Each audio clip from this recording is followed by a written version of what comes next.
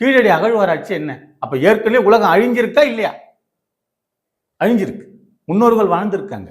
அங்க நிறைய தொல்லியல் துறை நோண்டி எடுத்து காமிக்கிறாங்க. ரொம்ப அழகா வாழ்ந்திருக்காங்க, ஆரோக்கியமா வாழ்ந்திருக்காங்க, நாகரிகமா வாழ்ந்திருக்காங்க.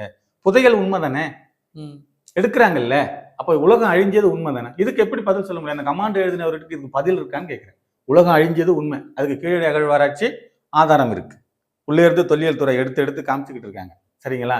ஆனா மாந்திரிகத்தால நோயை குணப்படுத்த முடியும் அப்படின்னா ஒரு விஷயம் இல்லை. ஆனா இதே நேரத்துல யோகா பண்ணும் பொழுதோ, தியான நிலைக்கு போகும் பொழுதோ, வேற வேற வழிபாடுகள் பண்ணும் பொழுதோ தீவிரம் ஆகுதா இல்லையா?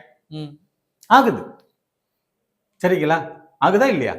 அப்புறம் அதை சார்ந்துதான் மாந்திரிகம் வருது. மாந்திரிகங்கிறது வேற, நோய்ங்கிறது வேற.